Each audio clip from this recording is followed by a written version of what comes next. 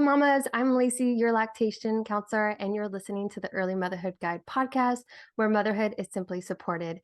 Today, I have the opportunity to talk to Samantha Goldman. So why don't you introduce yourself? Yeah, so my name is Samantha Goldman. I would say more people know me as Dr. Sam Goldman because that's my Instagram name. Okay. And that's because I have my doctorate in occupational therapy. And so my background is as an occupational therapist working in some of the major children's hospitals and in outpatient clinics. But now, personally, I have my own business where I help parents help their child learn how to explore new foods and increase their variety the fun way. But a lot of my knowledge and a lot of what I do actually comes from my time in the NICU. And so that's what we're here to chat about today. Yeah, I'm excited. So, what did you specialize in with newborns? So we actually don't have specialties so much when it comes to occupational therapy.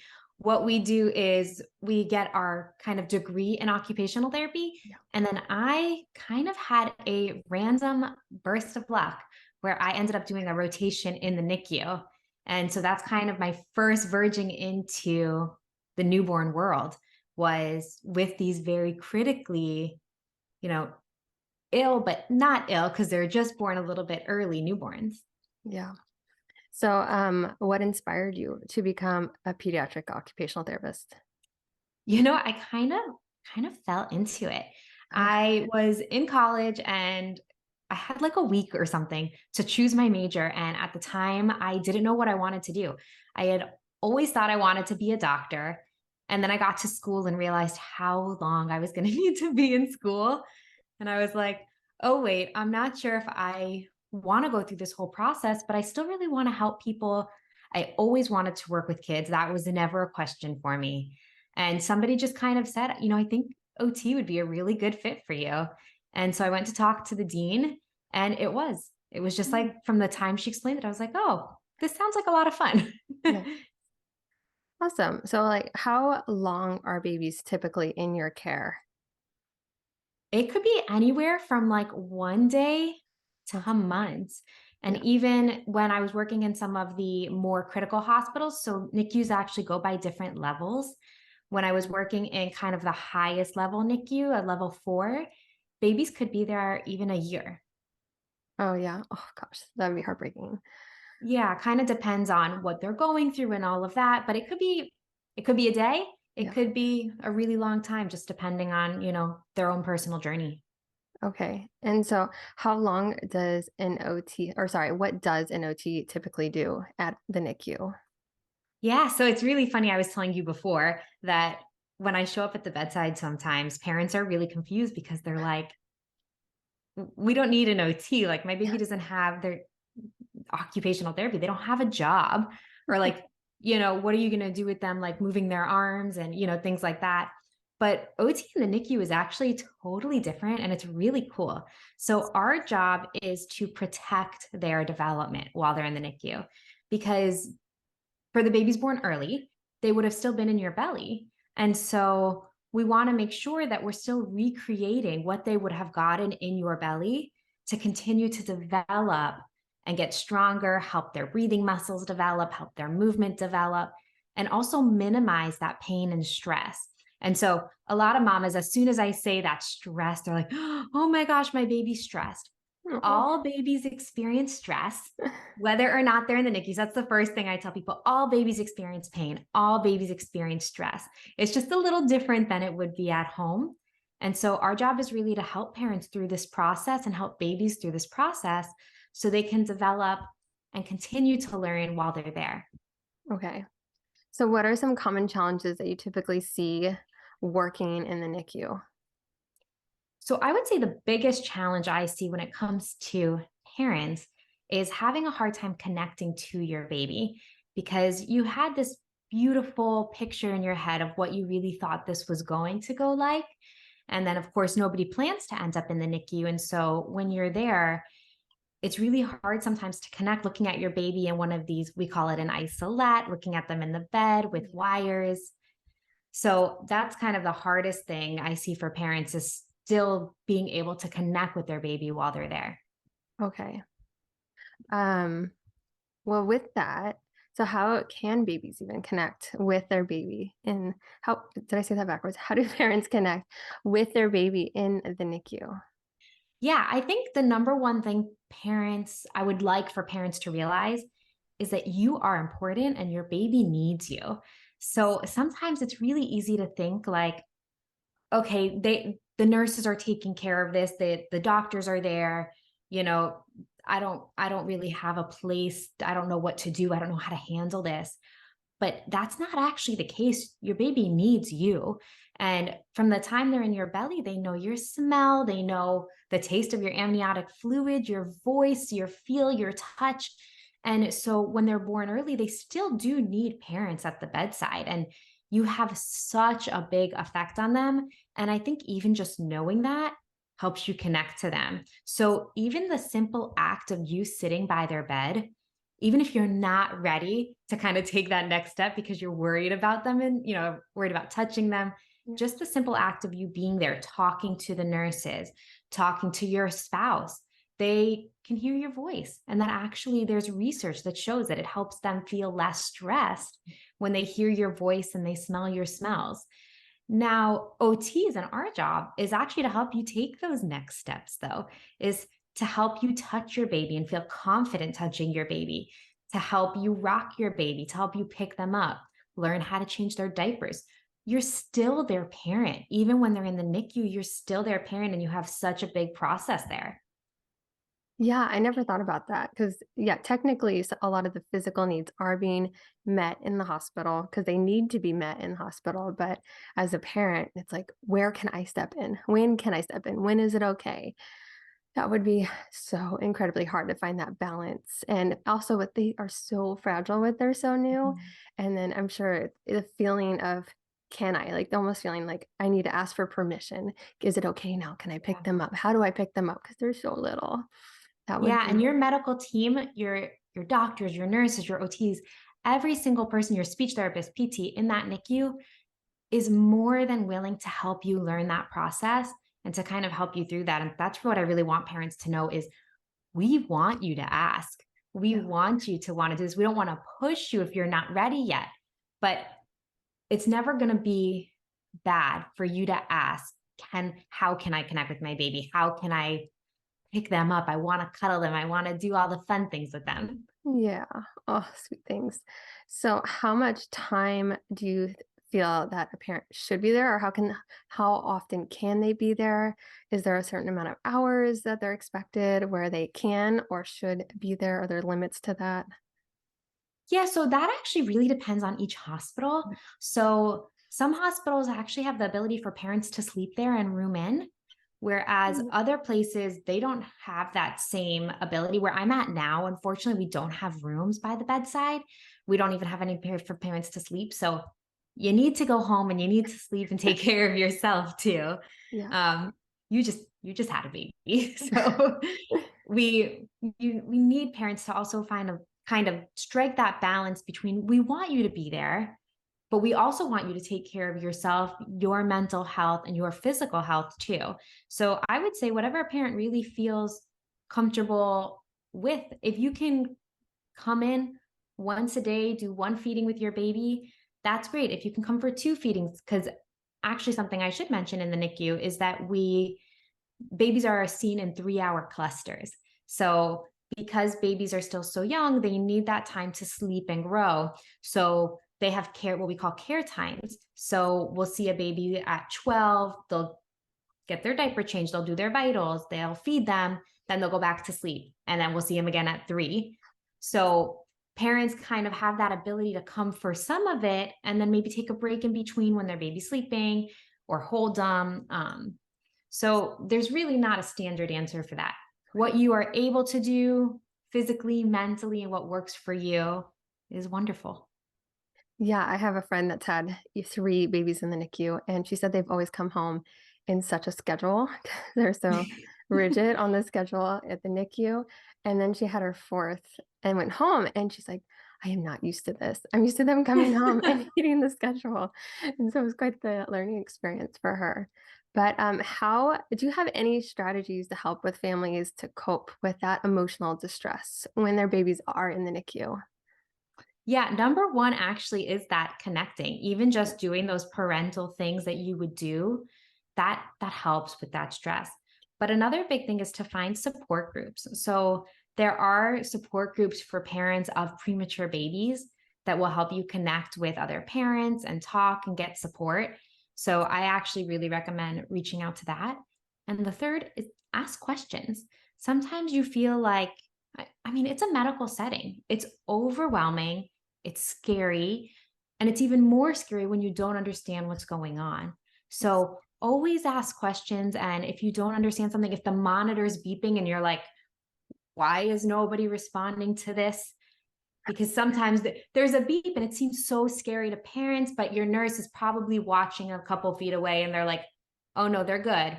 But ask, because that's the way that you're going to feel more confident and comfortable, is because you're asking the questions and you're learning more. Yeah. Yeah, that would be so overwhelming. I can only imagine. And so, what are some ways that parents can best support their baby's development during their stay in that NICU and also when they leave the NICU? Yeah. So as an OT, I've got to go into a little bit of sensory here Yeah. because that is my jam. But the NICU is not the most sensory rich place. So, I mean, there's a lot of sensory information, but it's not the ones that optimize development. So, parents have a really important role here in providing babies with positive sensory stimulation. So, a little different than what, the beeping of the monitor. We want to offset that with the quietness, the calmness, and the good feeling of a parent's voice. Yeah. We want to have positive touch for babies. So they get a lot of procedural touch. We do a lot of procedures in the NICU, diaper changes, measuring, weighing, temperature. But they also need parents to be able to give them loving touch. So they develop this, okay, touch is good, touch is nice. So that when you go home, they're like, oh, okay, touch is nice. I remember this. And so with premature babies, actually, there are certain touch that they enjoy and certain touch that they don't. So if you're ever in this situation, I really recommend asking your team about that touch. And then as they grow, continue to work with your team on what can I do? So that rocking when they're super itty bitty, if you have a baby born between those kind of 22 to 28 weeks, they're not going to be ready for really being picked up and rocked yet. Okay. But what they usually are ready for, if your team is comfortable with it, is kangaroo care, which is that chest to chest, which is one of the most beautiful things in the world, is a parent's ability to hold their baby to their chest, even the itty bitty ones. And it helps them regulate their temperature. It helps with calming, stress relief for both you and them, and even weight gain. So that's one of the most amazing things you can do if your team is comfortable with it. Yeah, that sounds great. I'm a huge advocate of baby wearing. I think it's amazing, and I like wear my babies from the moment they're born for so long. And I've even had somebody ask me if I have a car seat because I like always wear them. Do you own one? I'm like, of course. It's just not when they're out of the car. Mhm. That can be And so I'm sure helpful. with breastfeeding too, it having that chest to chest contact is great. Yeah, it is so great. So, are there any of these challenges that have you noticed that can affect the breastfeeding relationship? Yeah, I mean, definitely when babies are born early, things develop differently, especially when they have a tube placed. They maybe get a little bit more sensitive to touch, sensitive to things around the face. So when it comes time for breastfeeding, it's a little bit more difficult. I would also say, too, something really hard for parents sometimes is that being away from your baby and producing milk. Yes. So, of course, I don't do feeding in the NICU I am at. So, and we have a lactation consultant who is amazing and comes in. So, it's not my primary thing. This is just what I've heard kind of from them. But being away from the baby can affect milk production too. And that's again where we go back to that kangaroo care that also can help with your milk production. Yeah, absolutely. That's one of the reasons I love it.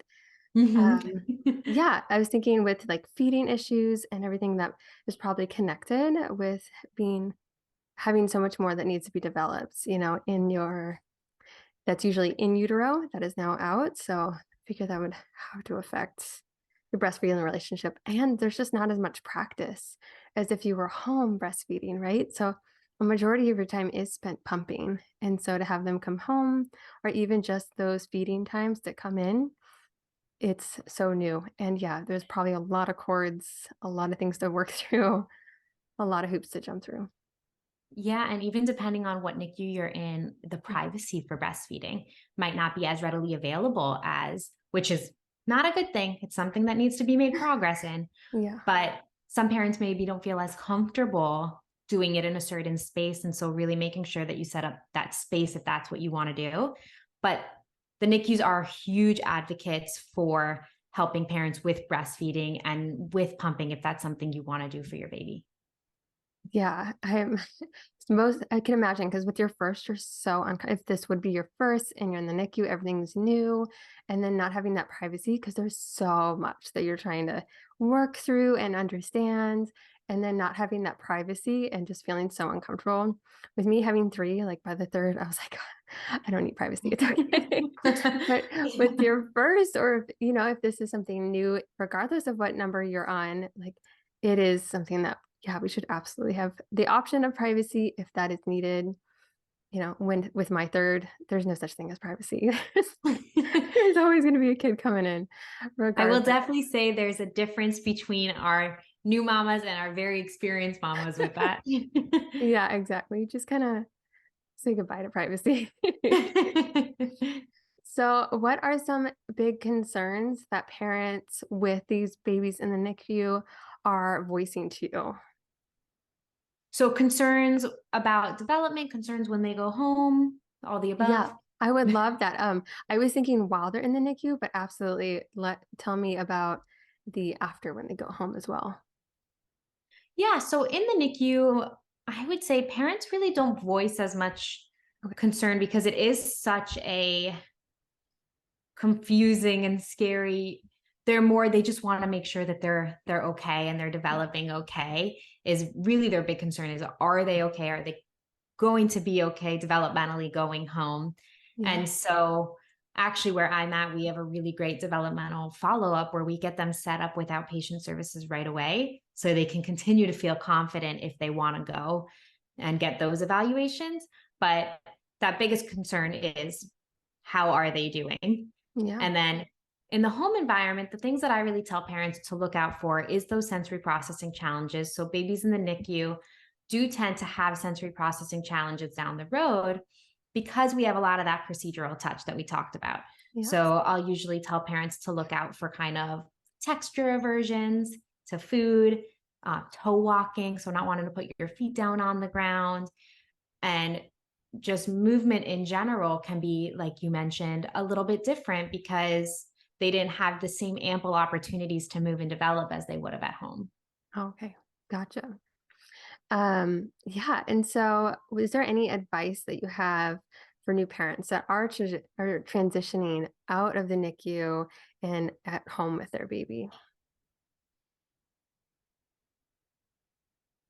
Sorry, I think you paused there for me. Could you repeat that one Oh, more no time? worries. Um, yeah. So, what advice would you give these new parents that are transitioning home from the NICU to home with their baby? Oh, enjoy it. Number one, enjoy it. Congratulations. That is absolutely amazing the day you get to take your baby home from the NICU. And advice wise, going home, it's a challenging one. I would say if you don't feel confident in something, don't feel bad reaching out for help. I think you question a lot when your baby's in the NICU and you're so used to having that big support system of the nurses and the doctors and us there with you all the time that it can feel extremely daunting when all of a sudden you're like, okay, I'm on my own now. Yeah. And so there are resources available to you. There are, again, support groups. There are therapists out there. And typically, actually, something parents should know is that a premature baby often qualifies for early intervention services, which is where they'll come to your house and evaluate your baby for therapy. And I believe there's also other things that they'll look at too, like eye development and things like that. And So that's a resource that's available. And if you're feeling uncomfortable and you're not sure what to do or how to help them or how to keep developing, reach out for those supports. Okay. Do you have any milestones that they look out for when they are home, or do you know where they can look for finding those milestones? Yeah, so the CDC has a really good resource when it comes to the milestones. I'm sure if you guys have babies already, you have heard that there's been some discussion over the new CDC changes, Oh, but they do have a really nice guide there. I also really like something called pathways.org. They have some really nice pictures for what baby's development should look like as they continue to grow. And then for me, what I personally look out for, it differs at each age. So it's kind of a hard question because if your baby goes home at 1 month, I'm looking for something totally different than if they go home at 3, 6, yeah. 9, 12 months. It's all very different. Okay. And last question for you. How can these parents support their therapists and nurses while they're caring for their baby in the NICU? We're more concerned actually how we can Sure. support you. I'm sure. But I will say the nurses and the therapists, of course, always, always love when parents come in and we get to connect with you. Because a lot of the time we do spend a lot of the time with the babies, just us, usually because either parents are at work. So unfortunately, a lot of the time when you have a baby early, you're trying to decide, do I go back to work or do I take my maternity leave now? If Oh, I go yeah. back to work, I can take my maternity leave when they come home, or I can take my maternity leave now, be here with my baby in the NICU. So sometimes if a parent goes back to work, we don't get to see them as much.